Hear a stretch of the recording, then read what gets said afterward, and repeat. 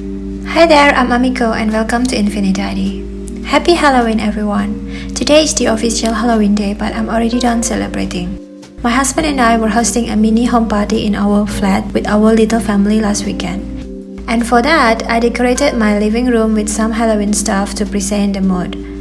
I decided to go with black and white Halloween theme this year because I didn't want to add anything too flashy into my apartment. I like to keep it simple but also fun, nothing too scary or sadistic since I'm really not a fan of blood splatter.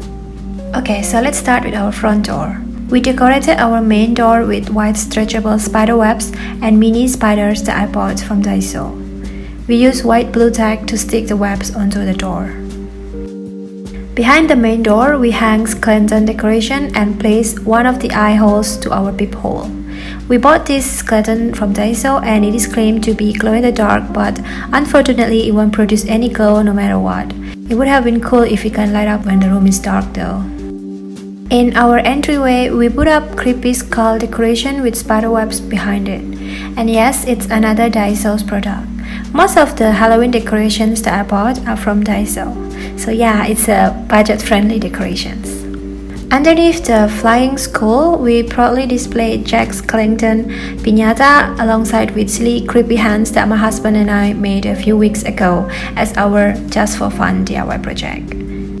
I'm going to show you how we made them by the end of this video, so just keep watching if you want to watch that part.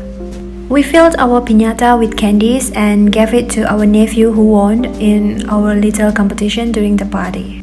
So this video was recorded days before the party started actually, because this piñata is no longer in my home. Some other decorations such as black pumpkin and toy mouse are from Daiso. The Halloween decoration in the living room is quite minimal and plain, but I think that's a good start for the first year. I bought decorations that can be stored and reused as much as possible for years ahead so nothing goes waste. On the cabinet behind my entryway, I hang these cute ghosts that I bought from Daiso again. And these are finally some decorations that aren't entirely from Daiso. I bought the skull from a shop called, I think, Pan in a Box in Clarke Quay. I bought some Halloween masks too there. The spider and the flower pom-pom are again from Daiso. And of course, we do not leave our favorite plushies behind. Both of them are wearing stuff from Daiso as well. We also cover our spotlights with green lantern paper so that at night our living room will appear greenish and a little bit spooky. This was just an attempt to mildly scare the kids, the nephews and nieces that came to our party. To contribute more to the theme, I changed the pillow covers on my sofa to black and white as well. And oh, a little update of our home, I just added a carpet to our living room lately. Above the sofa, I also hang Halloween garland on the window of my studio/office room. And this is our Halloween photo backdrop. This is probably the messiest decoration among all, but I'm happy with it because we had so much fun decorating it. Few days before the party, I baked and decorated Halloween sugar cookies to serve during the party. I also made these hand eyes to be served with red syrup for the drink. And my husband prepared some creepy masks and props for our guests to wear, just for fun. So these are all the Halloween masks we have. And this is the mask that I wore during the Halloween party. Although it was only 10 people in our Halloween party, we actually had fun. Okay, so that's all for my Halloween home tour, and now I'm gonna quickly show you 3 DIY Halloween projects that I did.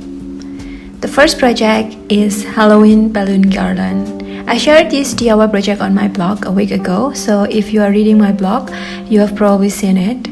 I hang this balloon garland above my dining table, and here's how I made it. First, I inflate all the balloons in variety of size, and then place stretchable spider webs all around. Then I tie 2 balloons together until all the balloons are in pairs.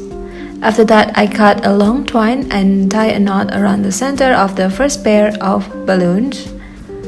Then I grab another pair of balloons and make a loop with the twine around them, and then slide them down the line until they are close to the first pair of balloons. I continue looping and sliding with the rest of the pairs until I reach the last pair, and then I tie a knot around it and I'm done. The second DIY project is transparent hand, and for this project I have my husband's hand volunteering. First, I put on disposable plastic glove and then using transparent tape, I wrapped his hand around to shape the gloves into his hand. And after that, with scissors, I carefully removed the glove from his hand and tape it back together like so. And that's all. I just place it over LED candle to make the hand look spookier. I know it's a silly DIY, but it's very easy to do and probably can be a fun project too if you have a kid. The third DIY is Jack Skellington Pinata. I didn't record the whole process since we made this spontaneously, but here are some pictures. So we cut cardboard box into 2 circles and tape it together with another cardboard box as the thickness between them, and then wrapped over white paper crisp rolls that have been fringe cut all around it. And to make the face, we cut black pepper and follow the face of Jack Skellington, and then just paste it with glue.